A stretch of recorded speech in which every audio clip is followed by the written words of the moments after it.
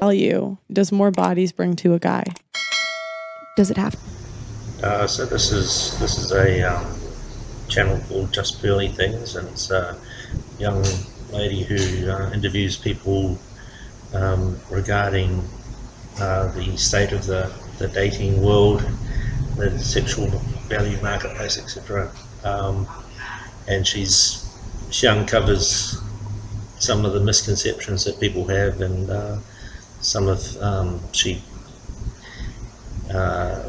brings a few young women down to earth, shall we say. But it's a pretty good channel if you want to go and check her out. JustPearlyThings.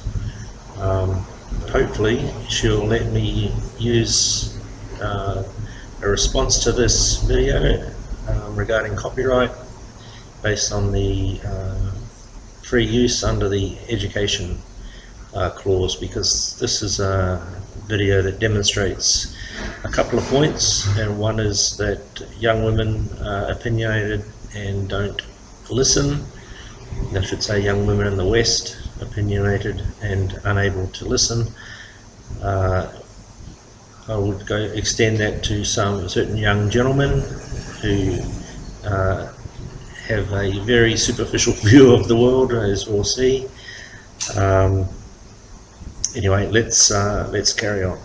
To bring value? Yeah, no, I'm saying. But that's I'm saying. What I'm saying when a girl, men are biologically predispositioned to be attracted to purity and youth. What do you mean by that? Like throughout all of history, like the most powerful men had concubines of virgins. Right. But like so that's what I'm saying. You can't. I'm saying you can't. I'm saying you can't. Such as Genghis Khan.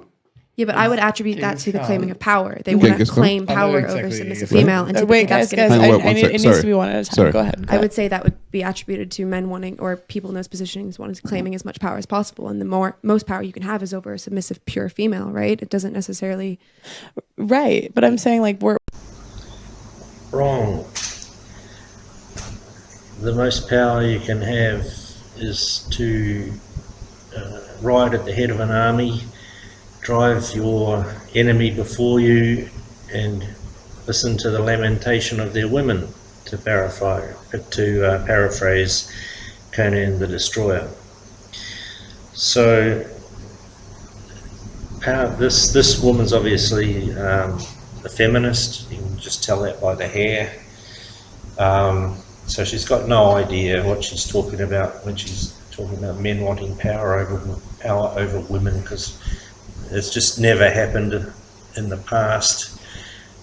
But of course she thinks that's all that has happened in the past, that there has always been power over women by men, and the feminists have finally liberated the women, which is a nice story to send the children to sleep with, but it's a load of absolute trot. It's rubbish.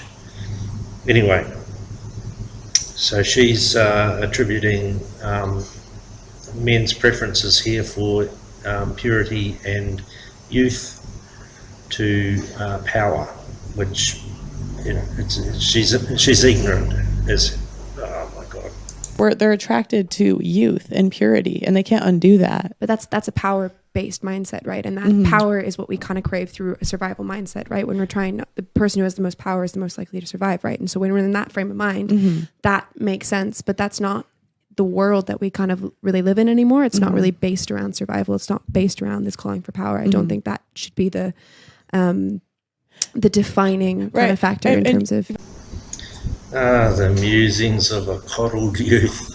I mean, yes, all life is about survival, sweetheart. Make no mistake about it, and you're about to find out exactly what that is all about, sweetheart, okay? I've just read today that the Argentinians are not able to plant their maize crops or their corn in sufficient amounts as usual, due to a drought that's affecting the southern part of Argentina at the moment. So that's another staple crop that is in jeopardy. So we're looking at a food shortage. We've got high inflation. We've got war in Ukraine, right on NATO's doorstep.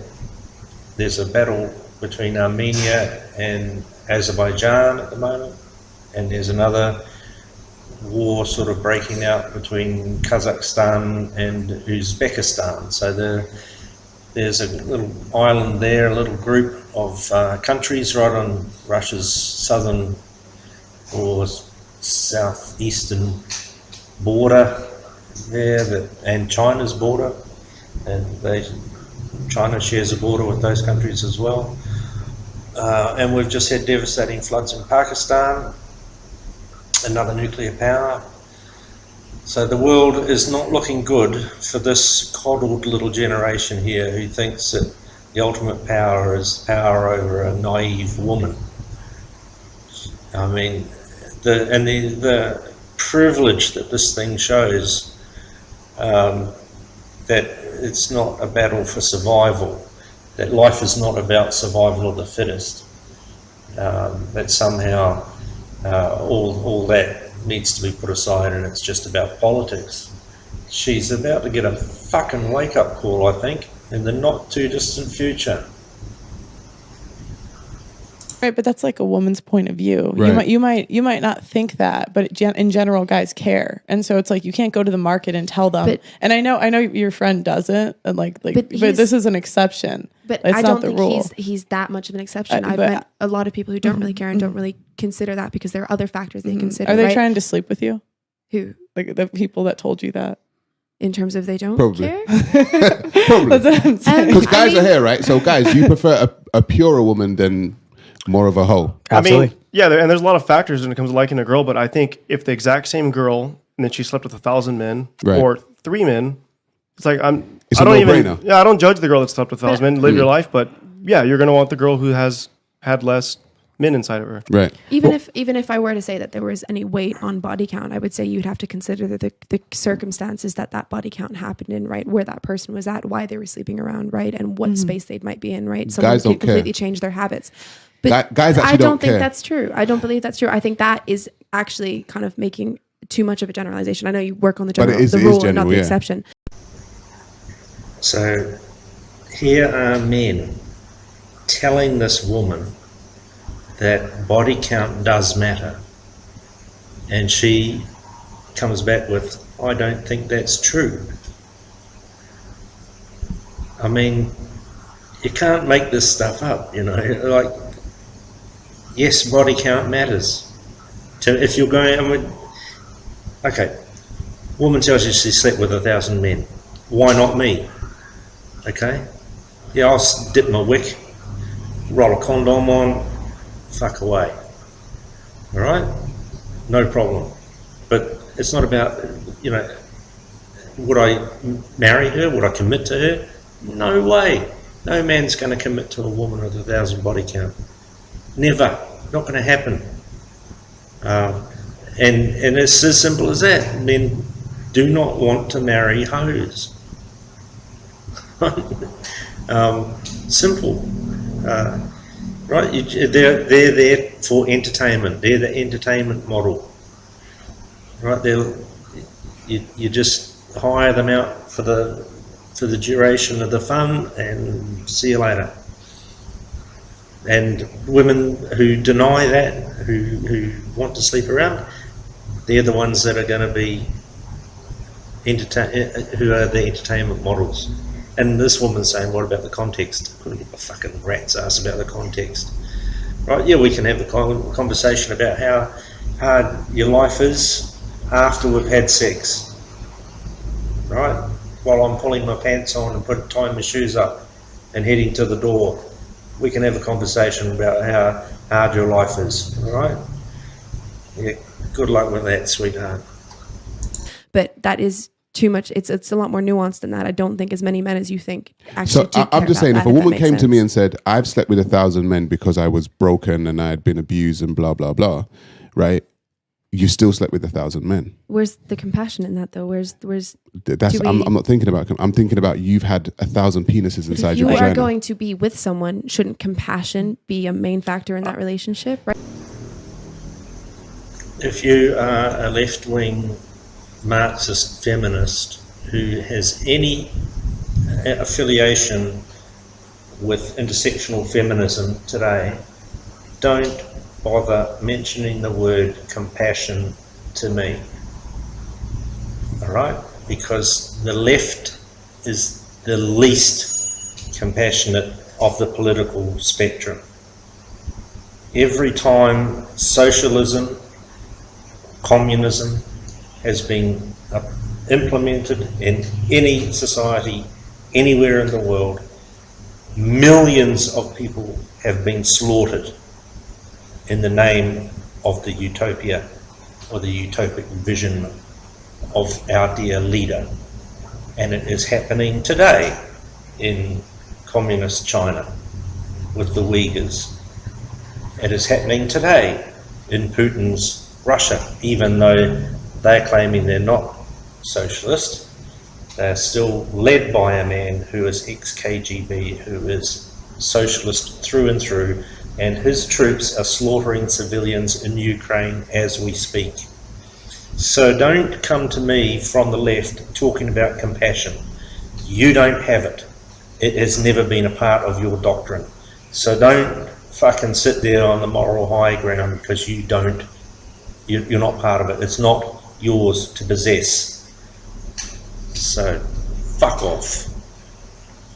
An understanding of who they are, of what they've been through, shouldn't that be a main factor? The world doesn't owe you understanding. Like, that's entitlement. You're not entitled to someone's compassion and understanding. And I think men are allowed to be selective in who they date. And like, I think men are allowed to have standards, and if that's their standard, so be it. And it's not every single guy, but I think in general, if you poll men, would you rather have a girl that slept with 100 or slept with 1? They would pick 1. Are they less picky than they were 100 years ago? Sure, you were a hoe if you slept with 3 people 100 years ago, right? So are they less picky now? Sure, but you can't undo the wiring. What in general men want. So where would you say that's come from in terms of them wanting that? Where would you it's say biological? Because that had to biology develops, right? I'll tell you. So where is that developed from? So where has that come from? It's biological. So what's made that develop? I mean, this is a woman who assumes, I guess, that she's educated, that she knows what the world's all about. And here are people telling her what men want, what men think, and she's unable to accept it. She is absolutely unable to process the fact that biologically men value purity and youth. And she's got nowhere to argue. All she's doing is sticking to her ideology, which is false. I don't know what else to say. You know, yeah, truly, I'm lost for words. Why can she not open her mind up and have a think about what's being said? It's unbelievable how closed-minded this person is. Historically, they had to ensure paternity. Mm-hmm. Yeah. So historically, like a men did not want to pass on resources to a kid that was not theirs. So they're biologically predispositioned to be grossed out by hoes, basically. Yeah, because it's like, well, whose child is that? It's not mine. It could be Stanley's and Derek's. Do you know what I mean? He doesn't know, and so you're trying to. I hear what you're saying, but you can't undo the biological wiring that human beings have had for centuries, thousands of years. It just is what it is. Can we put a marker on where this historic number is coming from? You're saying 100 years ago. That was 1922. So okay. What? So like maybe so direct. Yeah, even 1922. So between Can you speak into the microphone, please? Sorry, between World War I and World War II, and in what part of it's a very vague argument. You're saying you're saying historically 100 years ago. So here's soy boy sticking his oar in the water. Biological. So yeah, it goes back, of course, millennia. Well, I mean, it's obvious that is the case. It's not just a cultural thing; it's a biological impetus on the part of men. And what they're telling that to these people, and these people are incapable of understanding the bigger picture. This is the youth of today. These people are going to be running the world in a few years. What the hell, you know? So Soy Boy here tries to pin them down to the 1920s. Well, the 1920s was the Roaring 20s. It was the Dada movement in Germany at the time was the big thing, and Charleston and all that kind of shit. You know, Charlie Chaplin was big. The silent movies were the thing. It was like a time of great change. I think it's the Edwardian period, isn't it? I'm not sure on that one. But yeah, so there was a lot of men and women doing adult things together back in those days, but body counts were still low compared to today, and women had the vote. Yeah, they did. Women had the vote back then as well. So that was feminist revolution, if you like. Of course, it's all lost on these people. These young ones today think it was all started in the 1960s. So delusional to hell, you know. You could take data from like the 1950s, where the majority of high school graduates were actually virgins before like the whole birth control was introduced and the sexual revolution like happened in the U.S. Because most birth control wasn't actually invented by then. You're right. Like I'm not saying like women. It gave women the option to sleep around, but that's what I'm saying. Back then, it was like it was bad. Like it was looked down upon if you had more than a certain amount of sex partners. And you can even think of this anecdotally. Like if I start telling my mom if I start telling my mom about the body counts like of girls nowadays, she's disgusted. She's like, "What on earth is going on?" I tell my grandma. Cool. I tell my grandma. But what that's totally not anything. That's like irrelevant to the conversation. Really, I tell my grandma about like the body counts nowadays. She's like, "What is going on in these streets?" And we could just say like anecdotally, and me, when I hear like my little sister with the stories that they tell me, I'm like, what on earth? But it's like every generation. Go ahead. In America right now, 100% of women that enter the college system around 17, right? Only 12.3% leave virgins. Only 12.3% leave college virgins. Wait, you give me an 100%. You got 100% of women entering the college education system, and when you leave the college education system, only 12.3% are virgins. What's that statistic for men? For women. So what's that statistic for men though? 4.5. 4.5 men leave virgins, yeah. and 14.5. 12.5%. 12.3%. So we're talking a difference of like 1.5%, 2%. So what happens during the college years now, in these days and times, is people are definitely more promiscuous. In the most formative years of their life, when they're supposed to be going out and experiencing new experiences. So then we have this whole. It's a misnomer though. Like it's a complete misnomer. So do you think? Yeah, so this is a dodgy statistic that this guy's put forward here. But let's just take it at face value. And young Soy Boy here, he's right. It is, the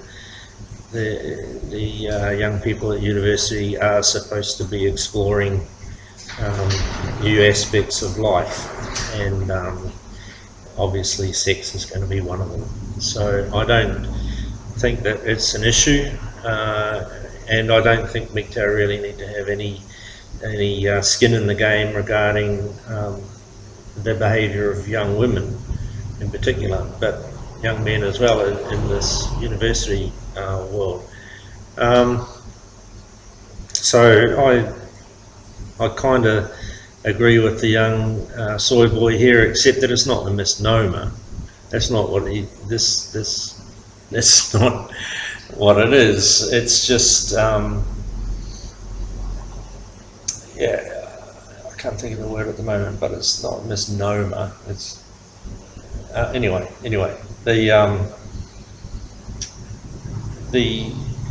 The society is more promiscuous, is I think the point, and it definitely is. And so what? In my opinion, as a young man, you sow your wild oats, and you got to sow it somewhere. And thank God, there's plenty of young hoes around. It's what I think. Young men, get out there and get into it. Society benefits from promiscuity, or it doesn't benefit from promiscuity? I think it's completely irrelevant. You think promiscuity is completely irrelevant? Yes. I think whether it benefits society or not is irrelevant. I don't think that it should be definitive enough as like one person, 100 people, 1,000 people. It is a benefit or not to society. You can't prescribe statistics to that. It's just like you can't be going 12.4% of this because it's relevant, subjective to each individual, and they're in a bodily autonomy. Okay, but do you think it's Well, thank you for enlightening us on that, you absolutely simplistic morons. If men are not going to wife up hoes, then there's an awful lot of women out there who are not going to get married and who are not going to have babies within a family unit. They may well have babies, and then we've got the problem with the solo mothers bringing up babies or children who are not socially adept, shall we say. And that's I'm not just saying that out of prejudice or anything, that's the fact. The fact is that solo mothers have issues with children. The statistics are all out on that one. Children from a broken home are more inclined to prison, drug use, vandalism, blah, blah, blah, the list goes on. So is promiscuity good or bad for society? Well, obviously it's got ramifications for society without a doubt. It does. And then another thing to look at is the divorce rate. A woman who married as a virgin reports 10 years later that she's happy in her marriage, whereas only 30% of promiscuous women report that they are happy in their marriage. So, that is obviously going to affect the divorce rate, and that's going to affect society at large. So these idiots are claiming that it's just an individual thing and it's just about them and all the rest. This is, I think, symptomatic of the young people today who just spent their lives in front of their screens. They don't really have any social cohesion or any kind of idea about the world around them. It's just, and they've really got nothing to say. They really don't. It's all about self. Whenever they're talking, it's all about themselves. They don't have this view that they're part of a community. It's a real eye-opener for an old fart like me, I can tell you. I think it's good for families that people are sleeping around more. In what sense? Like, do you think it's good to go into a marriage with a bunch of exes? Is that good? Like, and I just say this from experience because my parents have only been with each other, and like where I would see, exes come back in the picture, and like some of my friends' parents' marriages and like other stuff come in where my parents had like only been with each other, and I think it was better for their marriage. And that's a completely subjective view. It's complete. Like it's. Well, you could say that, but when you also have data to back it up, right? I would say there's other factors that go into that, and I kind of bring back what I said about kind of having a certain amount of self-awareness, right? When you choose to go into marriage, I think people have to take accountability for their pasts and acknowledge, you know, where they may be still holding on to things before you enter into a big commitment like that. And I don't think, you know, the number of your body count or the number of people you've been with prevents you from being able to do that. I feel like you can still make the choice to do that. You have to make the choice to do that. But I think it's independent of your body count. And I think even if you slept with a number of people, if you have the self-awareness to be able to say, this is what I'm still holding on to, these are the people I'm still holding on to, this is why it didn't work out, I'm choosing to move forward with that. That's a choice. And you can actively make that choice consciously, right? A classic example of the delusion of the modern feminist mindset. That's what you have there. I will not be held accountable or responsible for anything I have done, and I deserve everything that any woman has. No matter what I've done in the past, I can move forward. I'm a progressive. I can just sweep aside all the baggage. It's easy to do, etc., etc., etc. And the poor soy boy that she's going to end up with has got to deal with this fucking bullshit that's going to come spewing out of her because it doesn't ever dissipate, it doesn't disappear. Women aren't capable of turning their emotions off like that. There's always going to be a comparison between one man and another in her mind, and of course the other thing is, if they're in the thousands, there's going to be a lot of dross. There'll just be one or two standout men, and she'll never let them go. No, this is a delusional feminist here. You are absolutely accountable for your past. Body count does matter to men. So you can say all this stuff to other women and to yourself. It is not what men are looking for, and therefore you are going to be the entertainment model for the rest of your life, and that's what you've chosen. And there's no ifs, ands or buts about it. That's what you want. That's what you get. And that's why it's not 100%. Yeah. But I'm saying, like, every person you sleep with brings more baggage to the next relationship. You can learn to release that baggage. You know what I mean? And if you make that conscious choice. You can, but I don't think most women do. Yeah, but then I think the conversation should be about how do we, when you say that people don't owe you understanding and compassion, I would actually disagree with that, because I would say at a base, as humans, we owe each other understanding, we owe each other empathy, we owe each other acceptance, so that we can actually work towards a middle ground on these issues and find a way through, instead of kind of just placing the blame and absolutely delusional. I mean, she's just slept with 1,000 men. That's, for example, let's just make an assumption there, and she wants to come together and work through the issues and blah blah blah blah blah. Kumbaya, so to speak. That does not negate the fact that your body count is in the quadruple figures, sweetheart. Okay, you can't think that can just be plastered over and we'll just move on and forget about all of that and you're going to live happily ever after. You're not. It's as simple as that. You've done it. You've chosen this path. You've chosen the path that you're on, so carry on.